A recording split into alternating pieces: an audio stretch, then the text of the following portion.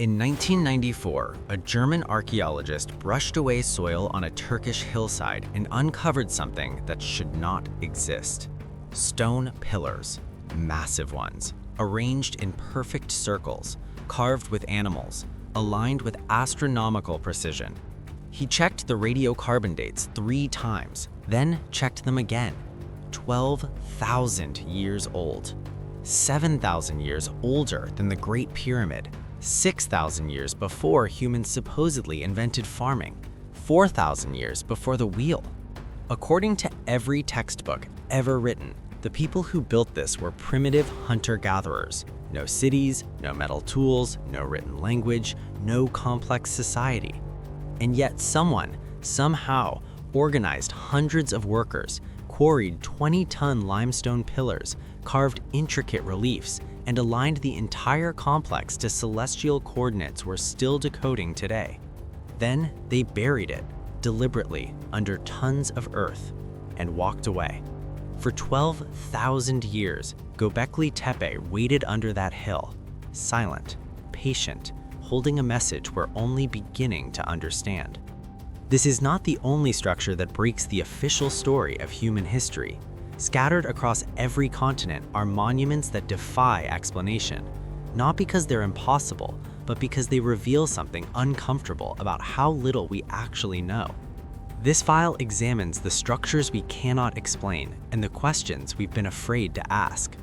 Let's be clear about what Göbekli Tepe actually represents.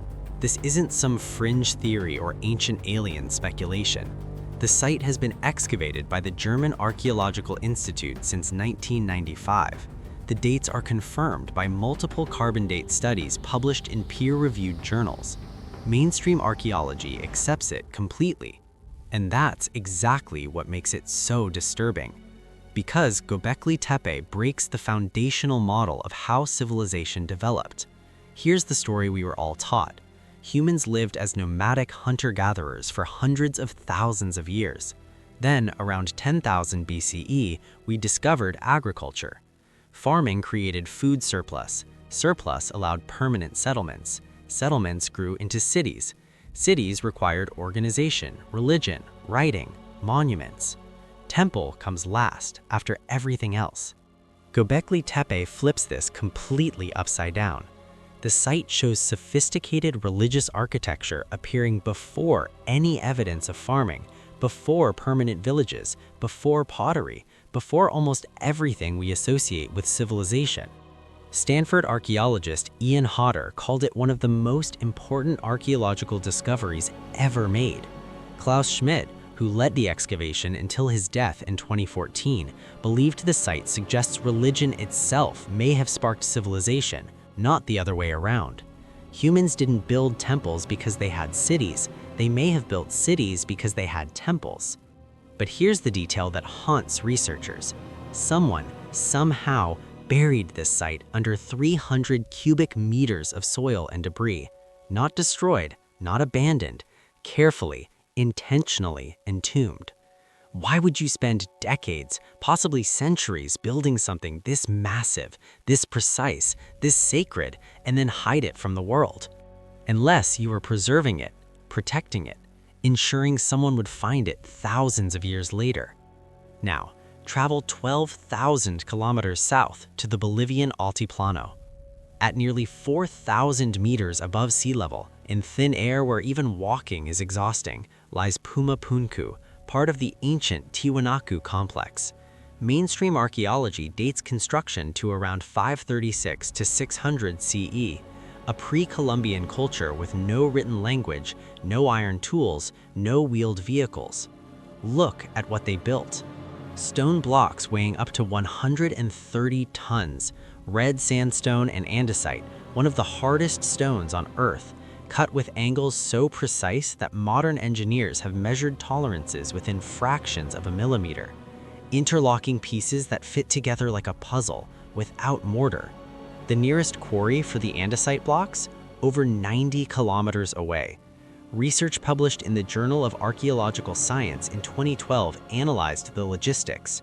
Moving 130-ton blocks across that distance up mountain slopes without wheels or draft animals would require coordinated labor forces that dwarf anything we've documented for this culture. But it's not the weight that disturbs engineers, it's the precision. Several blocks featured drill holes of perfectly uniform diameter, cuts with consistent depths, interior angles that would challenge modern power tools. Archaeologists say this was achieved with stone hammers, bronze chisels, and sand abrasion. That's possible. Everything at Puma Punku is theoretically possible with enough time and skill. But possible and explained are not the same thing. We can describe the how, we cannot answer the why. Why would a culture with no written records invest this level of precision in stones they couldn't fully document? Why engineering tolerances that exceed practical necessity? Why blocks designed to fit together in patterns we still haven't fully reconstructed? And why, like so many ancient sites, does Puma Punku appear to have been abandoned mid-construction, then scattered, broken, as if by some catastrophic force? Now, let's go beneath the surface, literally. In the Cappadocia region of central Turkey, not far from Göbekli Tepe, modern residents in 1963 knocked down a basement wall during home renovation. Behind it, they found a tunnel. The tunnel led to a room. The room led to another level, and another, and another. 18 levels deep, 85 meters underground, capacity for 20,000 people, complete with ventilation shafts, water wells, food storage, churches, stables, and massive stone doors designed to seal from the inside. This is Derinkuyu, the deepest underground city ever discovered. And it's not alone. Over 200 underground cities have been found in Cappadocia. Some connect to each other through kilometers of tunnels. Archaeologists believe the oldest levels may date to the Hittite era around 1400 BCE, with major expansion during Byzantine times when Christians fled Roman persecution and Arab raids. That explains who used it. It doesn't explain who started it or why. Think about what this represents. Generations of people, over centuries, carving an entire city into solid rock, not as a last resort, but as a sustained project, living their lives while simultaneously building a survival bunker for threats they apparently expected to last for centuries. What did they know that made this seem reasonable? The volcanic tuff in Cappadocia is soft enough to carve but hardens with air exposure. The engineering shows sophisticated understanding of geology, ventilation, and defensive architecture. Some researchers point to periodic invasions as explanation. Others note that the scale exceeds any military threat these cultures actually faced. And a few ask a more uncomfortable question. Were they preparing for something worse than war? Cross the Pacific Ocean to a tiny island in Micronesia, Pohnpei. Population today about 36,000. Area 334 square kilometers. In the middle of absolutely nowhere. 2,500 kilometers from the nearest continent. Off the island's eastern shore lies Nan Madol, 92 artificial islands built on a coral reef, connected by canals constructed from massive basalt columns, some weighing 50 tons, stacked like Lincoln logs into walls, temples, and tombs. The largest structure, Nan Madol, has walls reaching 8 meters high and 5 meters thick. Radiocarbon dating places major construction between 1200 to 1500 CE under the Singularity dynasty. Oral traditions describe it as a sacred and administrative center, forbidden to commoners. Here's what doesn't add up. Pohnpei had no metal, no draft animals, no wheels. The population at the time was maybe 25,000 people total. The basalt columns came from the opposite side of the island. They had to be transported across dense jungle, then across open water, then precisely stacked on a coral reef. According to a 2016 study in the Journal of Archaeological Science, building Nan Madol would have required the sustained labor of the entire island population for decades, while simultaneously farming, fishing, and maintaining basic survival. Local legends say the city was built using magic, that twin sorcerers flew the stones through the air. Archaeologists say it was rafts, levers, and communal labor. Theoretically possible, but here's the question nobody answers. Why build on water at all? Land was available, The island interior is stable. Why invest this impossible effort to construct a city on a reef, exposed to storms, requiring constant maintenance, accessible only by boat? Some researchers suggest it separated the sacred from the profane.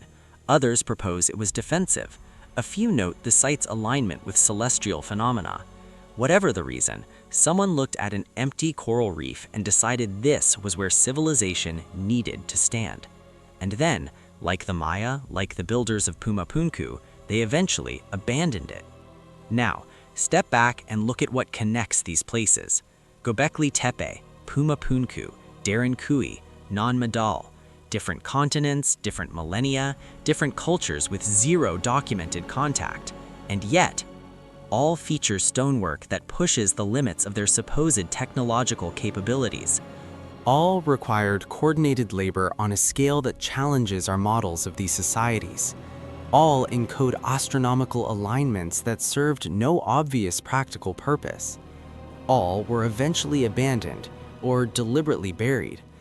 And all leave us with the same unanswered question: what did they know that we don't? Mainstream archaeology can explain the how for each of these sites. Stone tools work, human labor scales, enough time and motivation can produce miracles. But how is not the interesting question. The interesting question is why. Why did hunter-gatherers build a temple complex they would later bury? Why did high-altitude cultures invest in precision that exceeded any practical need? Why did island populations drain their entire workforce into reef construction? Why did ancient peoples carve survival cities into bedrock?